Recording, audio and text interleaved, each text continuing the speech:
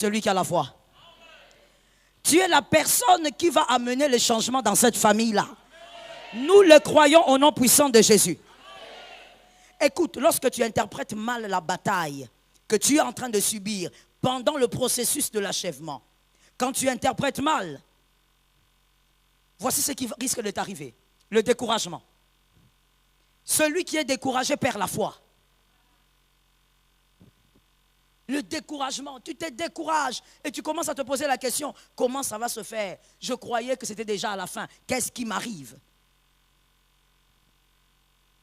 Mon frère, des fois, je t'ai dit tout à l'heure, les stratégies de Dieu, des fois, il y a des choses étranges qui leur arrivent. Tu dois savoir que des fois, je dis bien des fois, celui qui donne naissance à Boaz, c'est un deuil. Je dis bien des fois. Les aigles de cette maison sont là. Les aigles de cette maison sont venus. Des fois, dans la vie de certains enfants de Dieu, très stratégique pour Dieu. Je dis bien très stratégique pour Dieu. Des fois, Boaz est le résultat d'un deuil. Non, je ne vais pas raconter l'histoire, il faut lire la Bible. Il faut que tu pleures pour que Boaz naisse. Mais quand tu pleures, aucun homme ne te dira c'est la bénédiction. Voilà pourquoi au départ je t'ai dit tu n'as besoin de personne. Lorsque tu pleures qu'ils jonc, personne ne te dira tu es en train d'être béni. Non, tout le monde te dira malheur. Comment ça t'est arrivé, toi, une jeune fille comme ça? Pourquoi ça t'arrive après autant d'années de mariage? Pourquoi ça t'arrive avec tes enfants? On ne sait pas que Boaz naît d'un deuil. Sans ce deuil, il n'y a pas de Boaz. Mais pour avoir Boaz, il ne faut pas seulement traverser le deuil.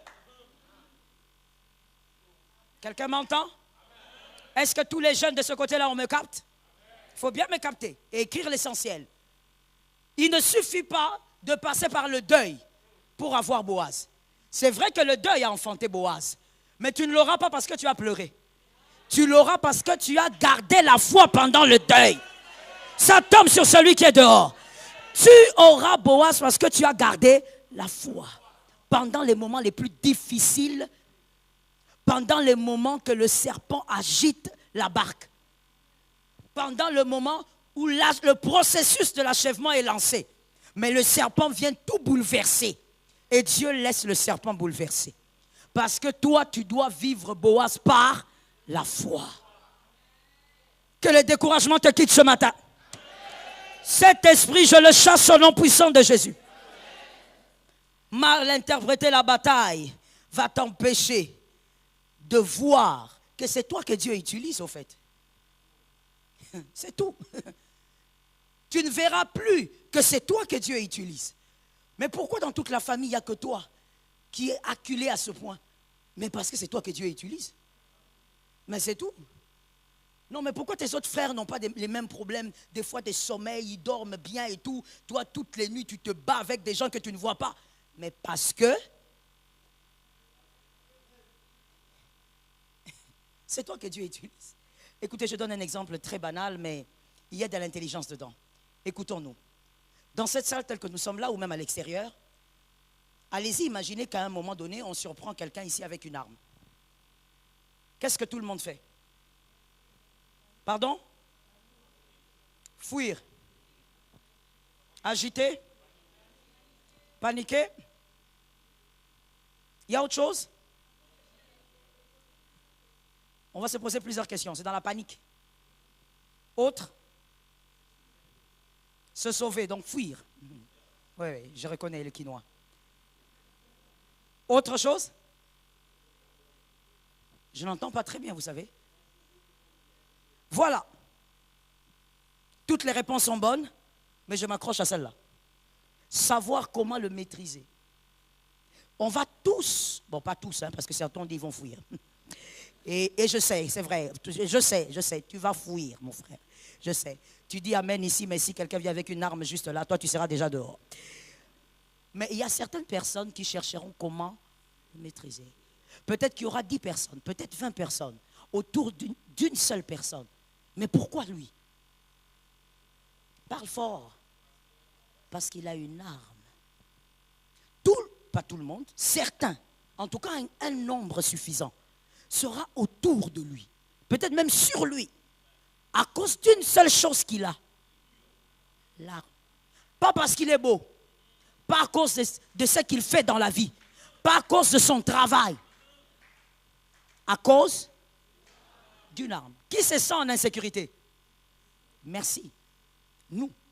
Voilà pourquoi nous allons tous être sur lui. C'est la même chose. Qui n'a pas réussi en maternelle? Est-ce qu'il faut expliquer ça? C'est déjà clair. Alors pourquoi tu te décourages? Parce que tu es beaucoup combattu. C'est exactement ce que je viens d'illustrer. Ils sont tous sur toi parce que tu as quelque chose qui dérange là-bas. Tous ces démons de famille sont sur toi toutes les nuits parce que en toi, il y a quelque chose qui met mal à l'aise et la famille maternelle et la famille paternelle.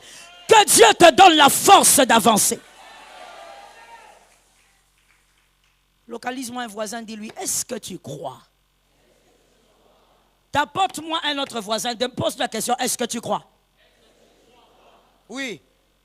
Aujourd'hui, là, il faut vraiment les secouer. Il y a des gens comme ça, qui ont grandi un peu façon. Son papa ne l'a fait pas secouer. Sa maman ne l'a jamais secoué. Ça a toujours été le bébé, le bonbon, le ceci. Aujourd'hui, il est adulte, paresseux, négligent, fatigué. Il est comme un papier mal repassé. Si on ne le secoue pas à l'église, il ne réussira jamais dans la vie. Alors qu'il a des dons, il a des talents, c'est peut-être un homme qui est appelé à la grandeur. Mais on l'a tellement mal fait grandir dans la paresse et dans l'ignorance qu'il est seulement comme ça. Secoue-moi celui-là, dis-lui, tu dois croire. Tu n'as pas besoin de quelqu'un d'autre pour... Non, moi j'attends que maman fasse pour moi, à ton âge. Est-ce que tu sais, il y a quelqu'un qui dit, pasteur, moi j'ai 15 ans. Tu sais combien d'orphelins il y a de 15 ans?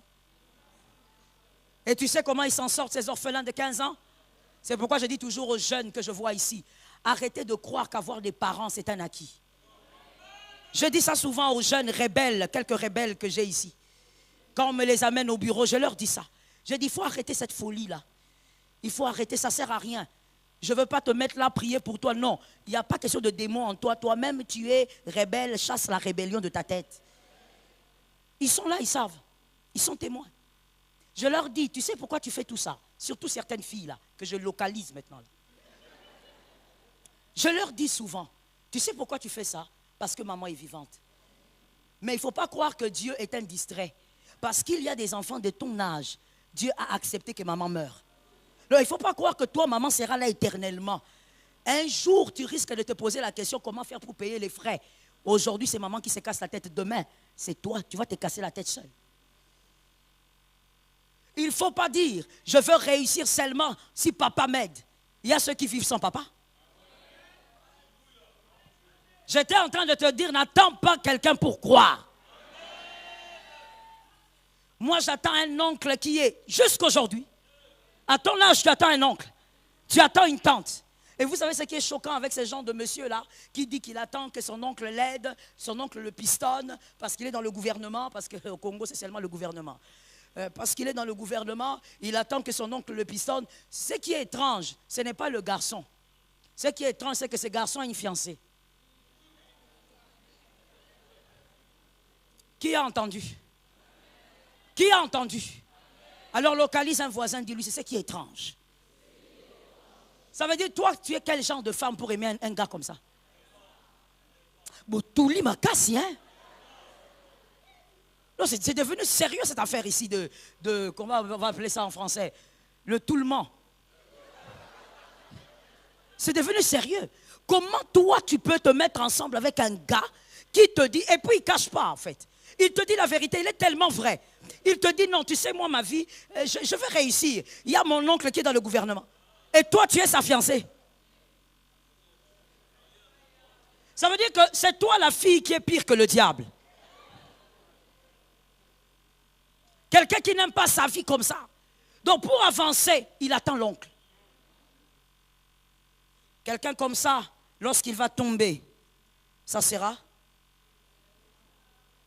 la faute des autres. Ce n'est jamais sa faute.